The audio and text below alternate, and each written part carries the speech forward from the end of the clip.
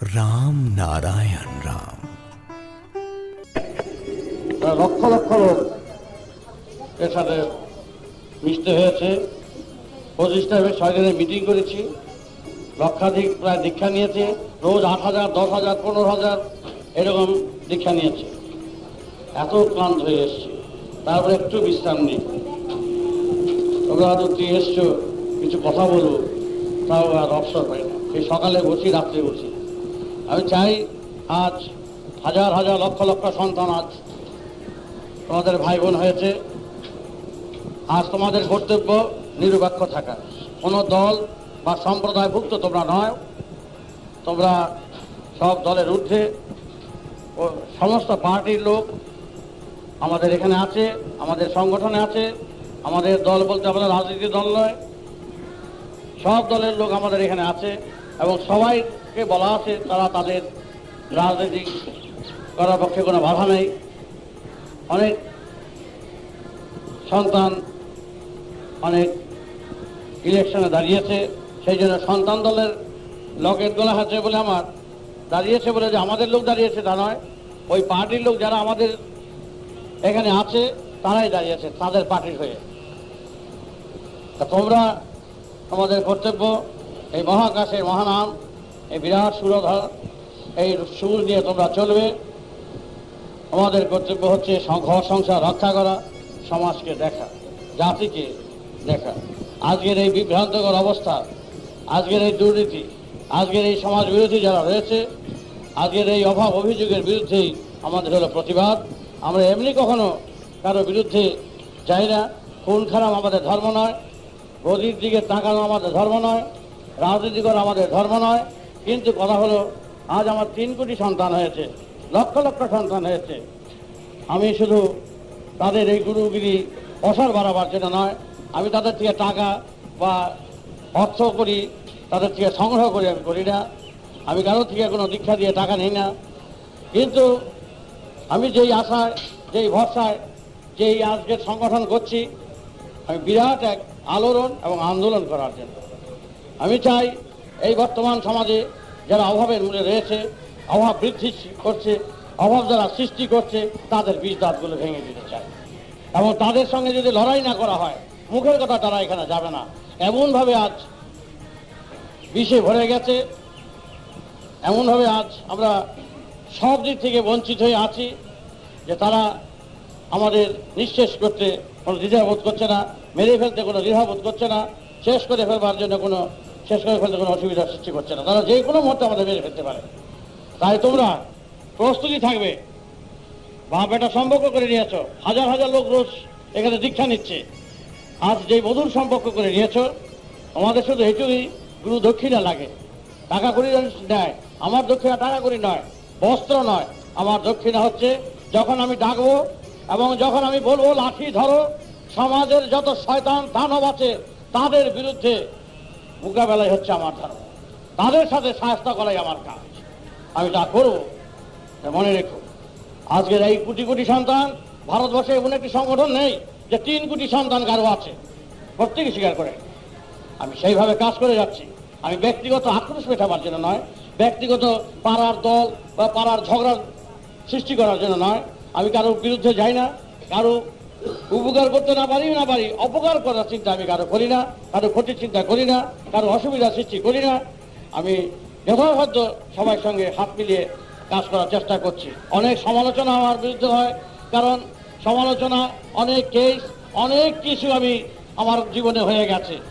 সরকাররা পর্যন্ত, বাংলার সরকার, ভারতের সরকার, সব সরকার আমার পিছনে লেগেছে, তারাই আবার এসে ক্ষমা চেয়েছে। পরিষ্কার কথা, আমি যুদ্ধ করি, আমি সংগ্রামে নেমেছি। আমি জ্ঞানের সংগ্রাম, নামের সংগ্রাম, পরবর্তী সংগ্রাম। সুতরাং আমি কাউকে ছেড়ে কথা বলি না। আমার ধর্মই হচ্ছে মানুষকে বাঁচিয়ে রাখা, আমার ধর্ম হচ্ছে সমাজকে রক্ষা করা।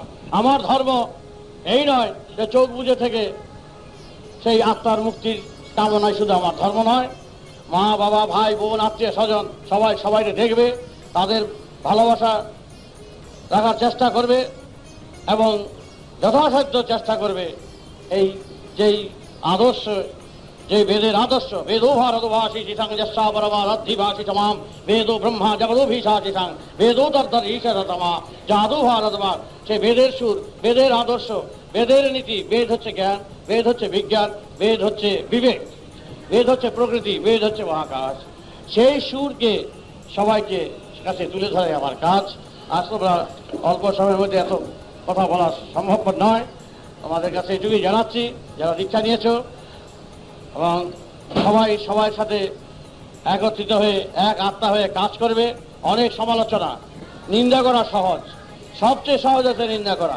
বহু নিন্দা জীবনে নিয়েছি, বহু অপবাদ জীবনে নিয়েছি, বহু প্রশংসাও নিয়েছি।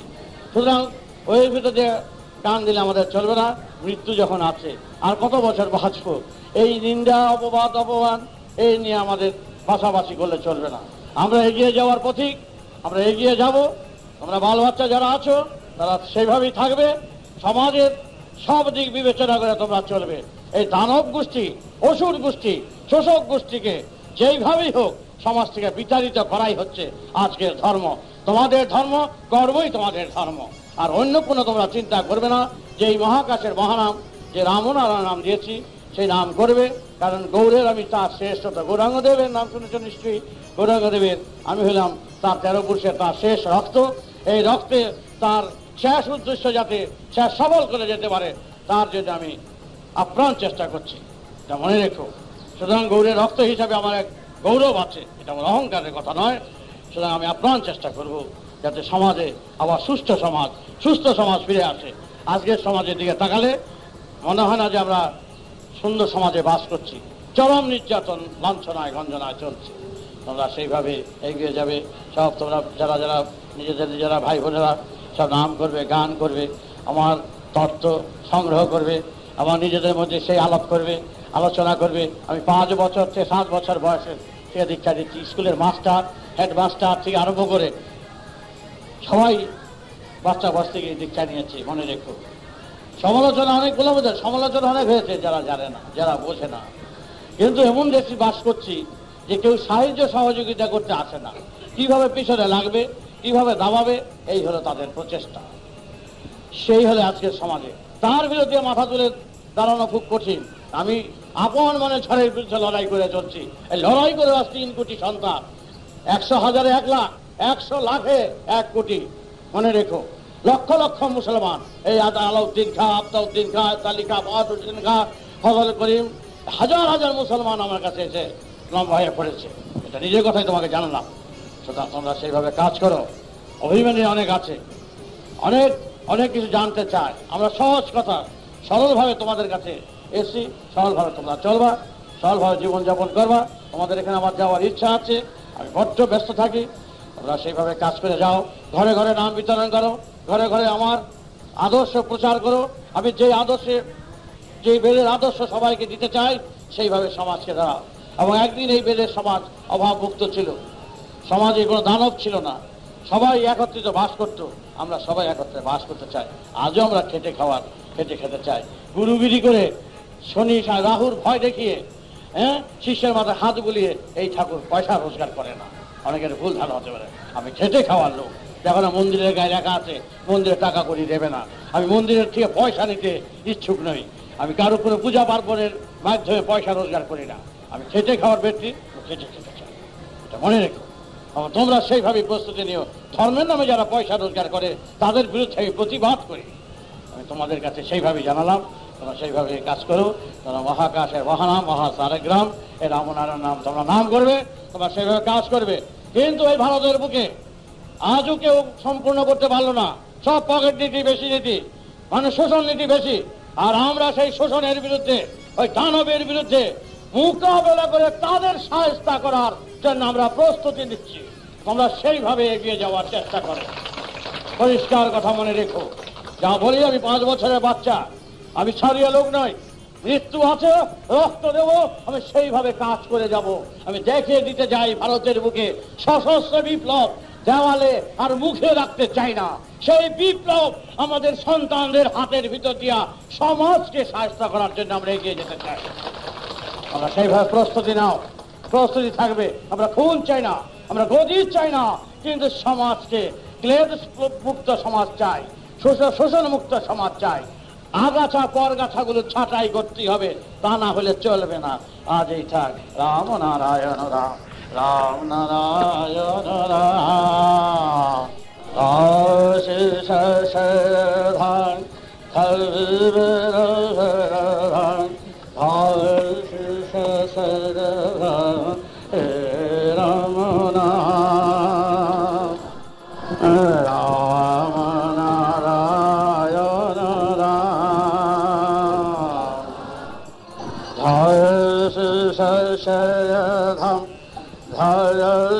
নাম রাম নারায়ণ রাম। ধাম রাম নাম বলো।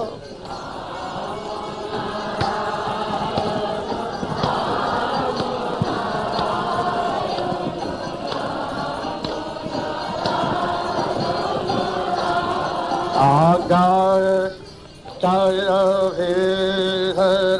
নাম